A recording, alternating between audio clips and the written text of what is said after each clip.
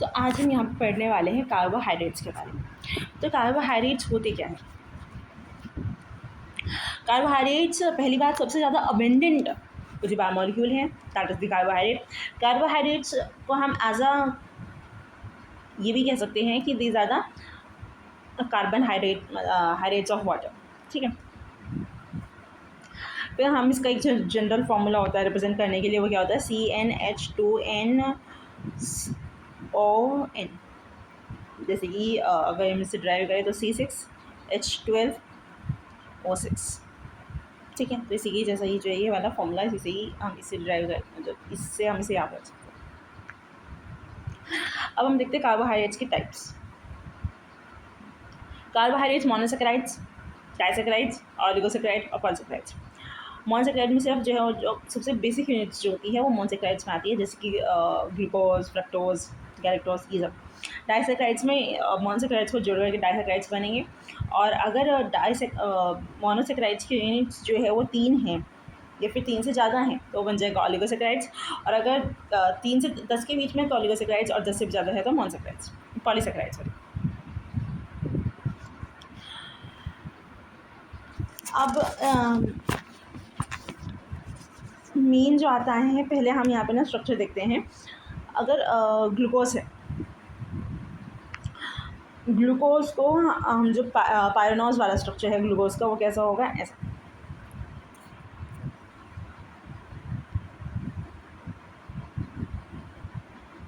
यहाँ पे होती है ऑक्सीजन, ये है ग्लूकोज का स्ट्रक्चर। और यहाँ पे कार्बन 1 से जो ये शुरू हो जाता है, 2, 3, 4, 5, और यहाँ पे 5 से जुड़ा हुआ होता है C6। This the pyranose structure of the glucose. और पायरोनोज में भी ये प्लेनर नहीं होते हैं। यहाँ पे ये सबसे पहले बात है इनकी हेमिएसिटल फॉर्म होती है ग्लूकोज की, तो हेमिएसिटल फॉर्म होती है। और अगर हम फ्रक्टोज की बात करेंगे तो फ्रक्टोज की जो है वो हेमिकीटल फॉर्म होती है। ये ग्लूकोज की हम बात कर रहे हैं यहाँ पे। और अगर हम फ्रक्टोज की बात करें तो फ्रक्टोज ये इस स्ट्रक्चर में होता है। यहाँ पे यहाँ से 2 होता है इसका, 2, 3, 4, 5 और 6 यहाँ पे होता है C6, और C1 जो है वो यहाँ पे होता है। सेम राइबोज भी इसी स्ट्रक्चर में होता है। राइबोज के अंदर C3, C2 या फिर C3 एंडोपक्रीन देखने के लिए मिलती है। C2 एंडोपक्रीन में क्या होगा कि ये है यहाँ पे 1, 2, 3, 4। अगर आप इस वाले को पकड़ के यहाँ से ऊपर उठा दो, ठीक है, वो हो गया यहाँ पे C2 पकड़ीन, C2 एंडोपक्रीन। और C3 में क्या होता है कि आप इस वाले को C को यहाँ से ऊपर ऐसे करते हैं, इसे यहाँ से जोड़ के C को ऊपर कर दीजिए यहाँ से, तो वो यहाँ पे C3 हो जाएगा। ठीक है, इतनी बात होती है। दूसरा यहाँ पे आप देखेंगे पायरोनोज के अंदर भी या फिर फिनाज के अंदर भी यहाँ पे प्लेनर तो ये नहीं होते। दूसरी बात, यहाँ पे चेयर फॉर्म ज़्यादा स्टेबल होती है as compared to the boat form. Boat form के अंदर जो स्टेरिक हिंड्रेंस वगैरह देखने को मिलते हैं, चेयर फॉर्म ज़्यादा स्टेबल होती है। अब हम यहाँ पे इनके स्टीरियो आइसोमर्स देखते हैं। स्टीरियो आइसोमर्स में स्टीरियो आइसोमर्स कैसे होते हैं? पहले स्टीरियो आइसोमर्स है। स्टीरियो आइसोमर्स का फॉर्मूला क्या होता है? 2n। ये स्टीरियो आइसोमर का फॉर्मूला होता है, जहाँ पे n क्या होता है? Chiral carbon. ये किसी भी मॉलिक्यूल के अंदर, किसी भी मॉलिक्यूल के अगर आपको निकालना है कि इसके कितने स्टीरियो आइसोमर्स होंगे, उसके लिए हमें पहले ये देखना होगा कि इस मॉलिक्यूल के अंदर कितने कायरल सेंटर्स, कितने कायरल कार्बन प्रेजेंट हैं। अगर उस मॉलिक्यूल के अंदर 2 कायरल कार्बन प्रेजेंट हैं तो यहाँ पे 2 की पावर 2 लिख देंगे, वजह 4। तो यहाँ पे कितने कार्बन आए, कितने मॉलिक्यूल्स बने, स्टीरियो आइसोमर्स कितने बने उस मॉलिक्यूल के, तो वो बनेंगे यहाँ पे 4। ठीक है, सारे इनेंशियोमर, डायस्टीरियोमर्स, एनोमर्स सब मिला करके जो है वो 4 बने।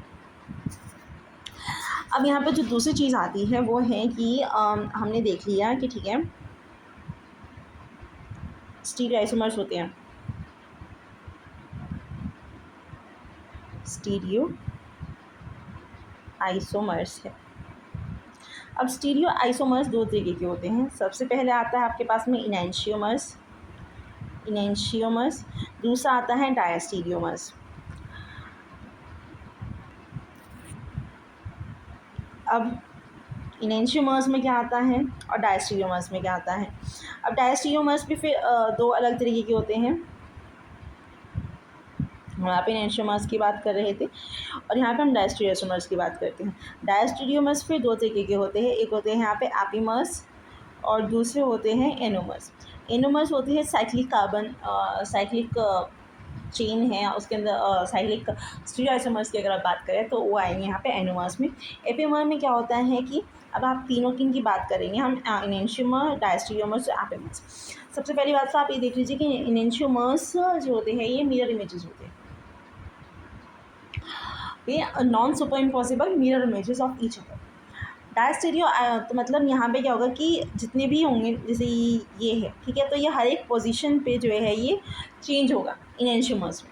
डायस्टीरियो आइसोमर्स में क्या होता है कि कुछ पोजीशंस पे चेंज होता है, एक से ज़्यादा, और सारी पोजीशंस पे चेंज नहीं होता। सारी पोजीशन में चेंज हो गया तो क्या बन जाएगा, इनेंशियोमर्स। और अगर एक ही पोजीशन पे चेंज होता है तो उसे हम बोलते हैं एपीमर। और अगर एक से ज़्यादा है मतलब डायस्टीरियोमर्स कह सकते हैं कि आप इनेंशियोमर्स और एपीमर्स के बीच की चीज़ जो है वो डायस्टीरियो आइसोमर है।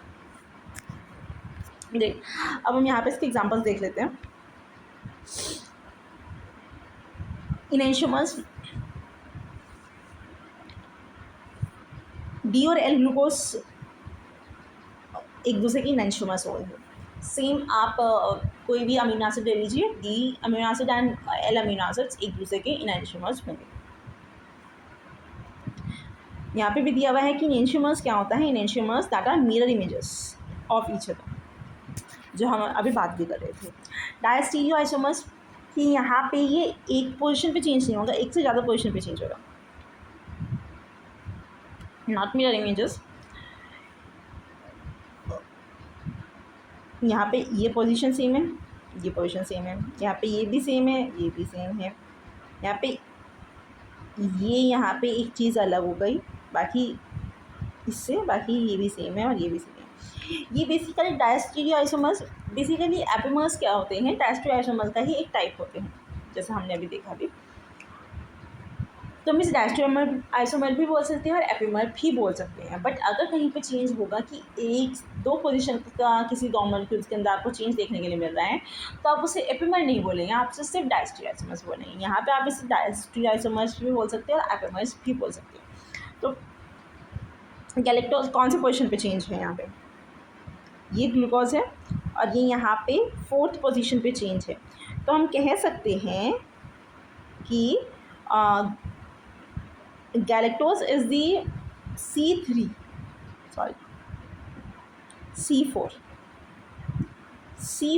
isomer of glucose. Galactose is the C4 isomer of the glucose. Anomers में हम बात कर रहे थे कि साइक्लिक अगर होता है, और stereoisomers and diastereomers that define configuration around the anomeric carbon. Anomeric carbon के अराउंड अगर कॉन्फिगरेशन में चेंजेस हैं तो इसे हम क्या बोलेंगे, यहाँ पर एनोमर्स। एनोमेरिक कार्बन पे अगर चेंजेस के अराउंड चेंजेस हैं,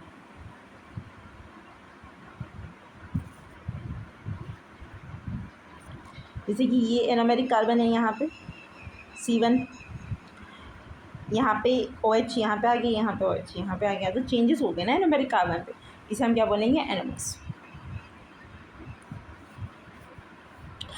अब बात कर लेते हैं रिड्यूसिंग नॉन रिड्यूसिंग शुगर्स की।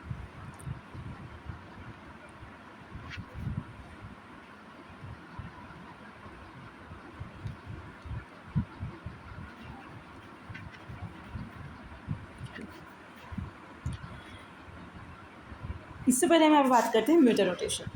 म्यूटर रोटेशन में क्या होता है, जैसे कि हमें यहाँ पे दिया हुआ है, म्यूटर रोटेशन में इक्विमोलर एक्वा सॉल्यूशन लिया आपने अल्फा बीटा ग्लूकोज का, और वो अपनी स्पेसिफिक ऑप्टिकल रोटेशन को चेंज कर लेगा इक्विलिब्रियम मेंटेन कर, एक इक्विलिब्रियम मिक्सचर में वो अपने आप को एक स्पेसिफिक कंसंट्रेशन में ले आएगा। आपने डाला ये इक्विमोलर था दोनों का, लेकिन अब वो अपनी मर्जी से चेंज कर लिया। ऐसा क्यों हुआ, वो म्यूटर रोटेशन की वजह से हो जाता है। आपने क्या किया था, अब होगा क्या एग्जैक्टली, आपको जो देखने के लिए मिलेगा 63% आपको देखने के लिए मिलेगा बीटा एनोमर, इक्विलिब्रियम पे जब कर लेना, और आपको 63 यहाँ पे हो गया 36% आपको यहाँ पे ये देखने के लिए मिलेगा, और 1% होगा जो इनमें से कोई भी होगा, ना अल्फा होगा ना बीटा होगा, बीच होगा, लो होगा, ठीक है। और तो क्या हुआ, आपको 36% प्योर अल्फा एनोमर्स मिलेंगे, और बीटा एनोमर आपको कितना मिलेगा 18.7%। और जब आप इसका टोटल करेंगे तो आपको मिलेगा ये यहाँ पे 52.7, ठीक है। यही मीटर रोटेशन होता है। बेसिकली क्या है मीटर रोटेशन के अंदर, कि आपने इक्विमोलर कंसंट्रेशन डाला था स्टार्टिंग में, लेकिन आफ्टर इक्विलिब्रियम यहाँ पे जो कंसंट्रेशन है दोनों एनोमर्स का, अल्फा और बीटा एनोमर्स का, वो आपको चेंज देखने में चेंज मिलेगा उनके कंसंट्रेशन के अंदर, जिस वजह से ऑप्टिकल एक्टिविटी के अंदर भी चेंज देखने के लिए मिलेगा। फिर तो हमें यहाँ पे देखना है, एक तो 52 हो जाएगा अल्टीमेटली। दूसरी बात यहाँ पर क्या होगा कि बीटा एनोमर्स जिनका ऑप्टिकल एक्टिविटी स्पेसिफिक रोटेशन यहाँ पे कितना शो कर रहा है 18.7, ये कितना, ये 63% देखने के लिए मिलता है। और अल्फा एनोमर्स जो 1 ये बेसिकली 1122 पॉइंट आ जाता है बीच में, इतना शो करता है ऑप्टिकल एक्टिविटी, ये 36% देखने के लिए मिलेगा आफ्टर इक्विलिब्रियम। ये नंबर्स और ये डेफिनेशन आपको याद रखते हैं मीटर रोटेशन के लिए। अब हम बात करते हैं reducing non reducing sugar. Reducing sugar में बेसिकली क्या चाहिए होता है कि फ्री एल्डिहाइड या फिर फ्री कीटोन पर जिस जहाँ पे भी होगा वो रिड्यूसिंग होगा, ठीक है। और नॉन रिड्यूसिंग में कि फ्री नहीं होना चाहिए। अब अगर हम यहाँ पे बात करते हैं रिड्यूसिंग शुगर है ये, यहाँ पे फ्री क्या है, ये वाला ग्रुप यहाँ पे फ्री है, ये एल्डिहाइड, हाँ एल्डिहाइड में है ना, ये फ्री है। लेकिन नॉन रिड्यूसिंग शुगर्स में यहाँ से ये भी कंज्यूम हो चुका है, 2 यहाँ पे फ्रक्टोज का था और ये ग्लूकोज का, ये दोनों ही कंज्यूम हो चुके हैं यहाँ से, तो ये नॉन रिड्यूसिंग होगा। अब नॉन रिड्यूसिंग का हमें टेस्ट करना, सॉरी रिड्यूसिंग का हम टेस्ट करते हैं। रिड्यूसिंग का टेस्ट करने के लिए हम यूज़ करते हैं फ्री एल्डिहाइड, मतलब फ्री एल्डिहाइड और कीटोन ग्रुप हमें चेक करना है रिड्यूसिंग शुगर्स के अंदर। तो पहले तो हम एग्जांपल देखते हैं रिड्यूसिंग शुगर्स का क्या होता है। सारे मोनोसेकेराइड्स रिड्यूसिंग शुगर के एग्जांपल में आएंगे, और कुछ डाइसेकेराइड्स भी रिड्यूसिंग में आते हैं, जैसे कि लैक्टोज, माल्टोज, सेल बायोज, लैक्टोलोज, जेंटोबायोज, ये सब रिड्यूसिंग शुगर का एग्जांपल। इसे चेक करने के लिए हम टॉलेंस रिएजेंट का यूज़ कर सकते हैं, जो कि मेरा टेस्ट देगा, नंबर 1 टेस्ट। नंबर 2 टेस्ट हम कर सकते हैं यहाँ पे बेंडिक टेस्ट। नंबर 3 टेस्ट कर सकते हैं यहाँ पे फेलिंग टेस्ट। और नंबर 4 क्या है कि रिड्यूसिंग शुगर्स फिनाइल हाइड्रोसिन के साथ में मिलकर के ऑसोजोन्स बनाते हैं। और ऑसोजोन क्या होते हैं, ये कलर्ड क्रिस्टल्स होते हैं, डिफरेंट डिफरेंट कलर्स के होते हैं, बहुत सुंदर लगते हैं, ब्राइट कलर्स के होते हैं। अभी हमने क्या बात करी, Tollens reagent AgNO3 Tollens reagent, जो कि मीरा टेस्ट देगा। फिर हमने बात की बेंडिक टेस्ट और फेलिंग्स टेस्ट। इन दोनों के अंदर यहाँ पे कॉपर आता है 2+, मतलब कॉपर 2 स्टेट में होता है, और ये यहाँ पे रिड्यूस होकर के कॉपर 1 ऑक्साइड बना लेता है। और जब ये यहाँ पे चेंज होता है, मतलब जब फाइनली कॉपर 1 स्टेट के अंदर आ जाता है ये, तो ये यहाँ पे ब्रिक रेड कलर की कॉपर ऑक्साइड प्रेसिपिटेट्स बनाता है, जिससे हम कंफर्म कर सकते हैं कि हाँ ये रिड्यूसिंग शुगर है।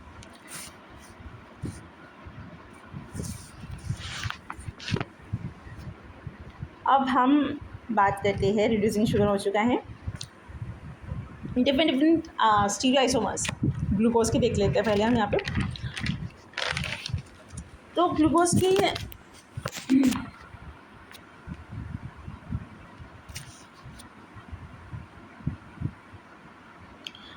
हमने हमने यहाँ पे एल शुगर पिक्चर लगाई हुई है, बट मेनली जो बायोलॉजिकल वर्ल्ड के अंदर देखने के लिए मिलते हैं वो है डी ग्लूकोज। अब डी ग्लूकोज में क्या होगा, बस सब सेम रहेगा।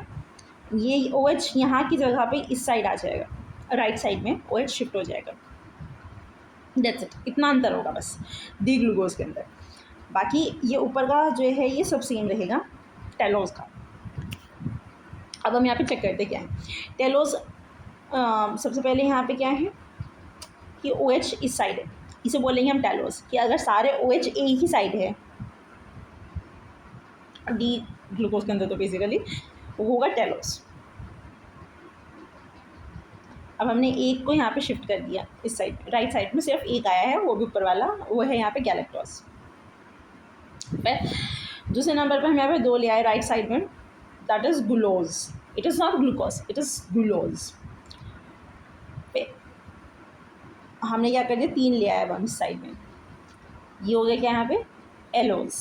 चलो ठीक है, अभी हमने क्या पढ़ा टेलोज, गैलेक्टोज, ग्लूकोज, एलोज। अब हम आगे देखते हैं। ग्लूकोज का स्ट्रक्चर तो सभी को पता है कि यहाँ पे ही ज़्यादातर राइट लेफ्ट साइड में ही होता है, सिर्फ एक ही ये चीज़, एक ही वाला पोर्शन जो होता है ये राइट साइड में होता है। This is glucose. यहाँ पे आपको ज़्यादातर पोर्शन इसी साइड देखने के लिए मिलेगा, ये वाला एल्ड्रोज ओ एच का।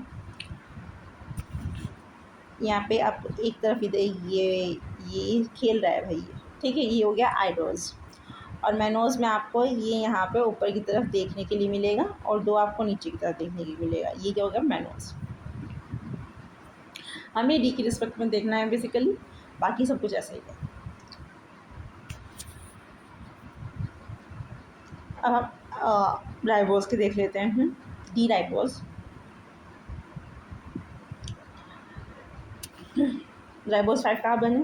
चेंजेस जो है वो हमें जितने भी चेंजेस देखने के लिए मिलेंगे वो तो इसके इनमें बेसिकली देखने के लिए मिलेंगे, क्योंकि यहाँ पे तो ये ओ एच हमेशा जो है 4th कार्बन पे राइट साइड में ही होगा। चेंजेस हमें यहीं पर देखने के लिए मिलेंगे सर। तो अगर सारे ओ एच अगर राइट साइड में है दैट इज़ राइबोज। ठीक, अब हम एक चेंज करते हैं। एक हमने यहाँ पे चेंज किया कार्बन 2 का, ये बन गया अराबिनोज। कार्बन 3 का चेंज किया तो हो गया जाइलोज। और कार्बन 1 2 और 3 दोनों का चेंज कर दिया हमने एक साथ ही, तो ये क्या बन गया लेक्सोस। अब हमने ये तो देख लिया। अब हम सबसे पहले यहाँ पे डाइसेक्राइड्स की ही कुछ देख लेते हैं कैसे बनती है डाइसेक्राइड्स। जैसे कि माल्टोज कैसे बनता है। माल्टोज बनता है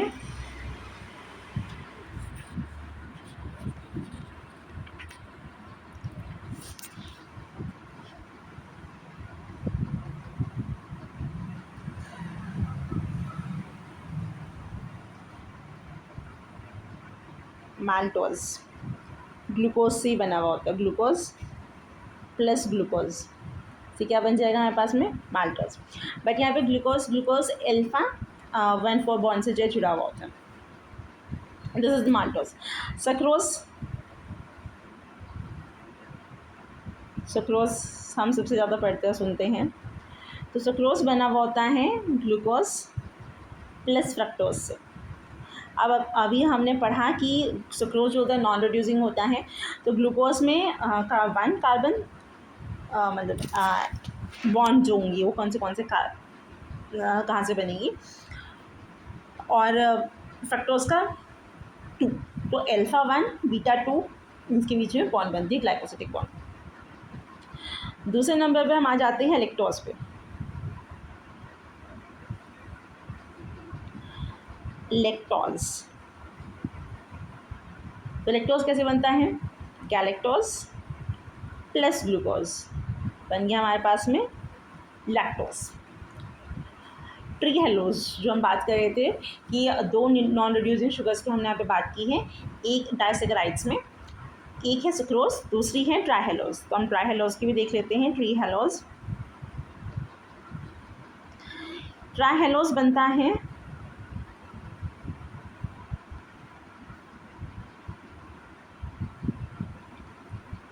ट्री हेलोज, ये बनता है ग्लूकोज प्लस ग्लूकोज से ही, बट यहाँ पे जो ग्लूकोज प्लस ग्लूकोज के बीच में जो ग्लाइकोसिटिक बॉन्ड है वो कैसी है, अल्फ़ा वन अल्फ़ा वन। तो यहाँ पे जो आपके पास में एल्डिहाइड है वो कार्बन वन पे ही प्रेजेंट है, तो उन्हीं के बीच में आप रिएक्शन हो जाएगी, तो फ्री एल्डिहाइड या कीटोन ग्रुप आपके पास में बचेगा नहीं, तो इसी वजह से फ्री हेलोज कैसा होता है, ये नॉन रिड्यूसिंग होता है। तो अभी हमने ये देख लिया। अब एक आता है रेफिनोज। रेफिनोज क्या होता है कि ये मतलब तीन, या it's not disaccharide, it is a trisaccharide. Raffinose यहाँ पे क्या क्या है इसके अंदर, सबसे पहले आएगा गैलेक्टोज, फिर ग्लूकोज, और फिर आएगा यहाँ पे फ्रक्टोज। अब गैलेक्टोज और ग्लूकोज के बीच में जो बॉन्ड होगी वो होगी यहाँ पे अल्फ़ा 1,6, ग्लूकोज और फ्रक्टोज के बीच में अल्फ़ा 1 और बीटा 2, ठीक है। ये है अल्फ़ा 1,6, और यहाँ पे कैसी होंगी, अल्फ़ा 1 एंड बीटा 2 बॉन्ड होगी ग्लूकोज और फ्रक्टोज के बीच में, ठीक है। अब हम देखते हैं पॉलीसेकेराइड्स। पॉलीसेकेराइड्स में बेसिकली हम यहाँ पे देखेंगे कि स्ट्रक्चरल और स्टोरेज, एनर्जी स्टोरेज स्ट्रक्चर्स जो होते हैं पॉलीसेकेराइड्स के। तो स्टार्च की हम बात करते हैं। यहाँ पे स्टार्च कैसा होता है, सबसे पहले तो स्टार्च क्या काम करता है, स्टार्च प्लांट्स के अंदर स्टोरेज का काम करता है। स्टार्च मिलके कैसे बना हुआ होता है, स्टार्च एक होमो डी ग्लूकोज है, मतलब होमोपॉलीसेकेराइड है जो कि डी ग्लूकोज से मिलके बना हुआ है, और इसकी सिंथेसिस और स्टोरेज दोनों प्लास्टिड के अंदर होती है। अगर हम बात कर रहे हैं लीफ की, तो लीफ के अंदर क्लोरोप्लास्ट के अंदर बन रहा है लीफ में, और अगर ये अमाइलोप्लास्ट में स्टोर हो रहा है, अमाइलोप्लास्ट में सिंथेसाइज हो रहा है, तो वो किसके अंदर हो रहा होगा, तो वो फ्रूट और ट्यूबर्स के अंदर होता है। अब इसकी सिंथेसिस कैसे होती है, एंजाइम्स के अंदर इन्वॉल्व होता है स्टार्च सिंथेस, और यहाँ पे होता है यूडीपी ग्लूकोज का यूज़। फिर स्टार्च एक हेलिकल और इंटर चेन हाइड्रोजन बॉन्डिंग देखने के लिए मिलती है, और ये खुद एक हेलिकल स्ट्रक्चर होता है इस तरीके का, ठीक है। शीट की फॉर्म में नहीं होता, सेलुलोज शीट की फॉर्म में प्रेजेंट होता है। स्टार्च के अंदर आपको अमाइलेज और अमाइलोपेक्टिन दो चीज़ें देखने के लिए मिलेंगी। अमाइलेज के अंदर सिर्फ अल्फ़ा 1,4 बॉन्डिंग देखने के लिए मिलती है। अमाइलोपेक्टिन के अंदर आपको अल्फ़ा 1,6 और 1,4 दोनों बॉन्डिंग देखने के लिए मिलेगी। अल्फ़ा 1,6 होती है, ये ब्रांचिंग के लिए होती है। आफ्टर 25 to 30 रेजिड्यूज़ आपको ब्रांचिंग यहाँ पे देखने के लिए मिल जाएगी। स्टार्च को जब भी हम आयोडीन के साथ में रिएक्ट कराते हैं तो ये एक डार्क ब्लू कलर जो है देता है, जिससे हम चेक कर सकते हैं कि हाँ यहाँ पे स्टार्च प्रेजेंट है या नहीं। अब हम बात करते हैं ग्लाइकोजन की। ग्लाइकोजन भी एक होमोपॉलीसेकेराइड है। ग्लाइकोजन डी ग्लूकोज एक मतलब यूनिट होती है इसकी। ग्लाइकोजन आपको एनिमल, बैक्टीरिया और फंजाई तीनों के अंदर देखने के लिए मिल जाएगा। मेनली हम कहते हैं कि ग्लाइकोजन एक एनिमल के अंदर स्टोरेज जो होता है वो एनिमल्स के अंदर होता है। सिंथेसिस स्टोरेज इसका लीवर और मसल्स में होता है। वहाँ पे जो एंजाइम है इसकी सिंथेसिस के लिए वो है ग्लाइकोजन सिंथेस, और यहाँ पे इसका भी यूज़ जो होता है वो यूडीपी ग्लूकोज की फॉर्म में ही होता है सिंथेसिस करने के लिए। फिर सेम जैसे हमने अभी पढ़ा स्टार्च के अंदर कि वहाँ पे अल्फ़ा 1,4 बॉन्ड होती है, मतलब अल्फ़ा 1,4 होता है अमाइलेज के अंदर, और अल्फ़ा 1,4 अल्फ़ा 1,6 दोनों आपको अमाइलोपेक्टिन के अंदर देखने के लिए मिलती है। सेम यहाँ पे भी अल्फ़ा 1,4 होती है, अल्फ़ा 1,6 होती है ब्रांचिंग में, बट यहाँ पे ग्लाइकोजन के अंदर आपको ब्रांचिंग थोड़ी ज़्यादा देखने के लिए मिल जाती है एज़ कम्पेयर टू स्टार्च। वहाँ पे हमने पढ़ा था कि 25 to 30 रेजिड्यूज़ के बाद में ब्रांचिंग हो रही थी, बट इन द ग्लाइकोजन आपको 9 से 12 रेजिड्यूज़ के बाद में ब्रांचिंग देखने के लिए मिल जाती है। और तीसरे नंबर का आता है हमारे पास में इनोलिन।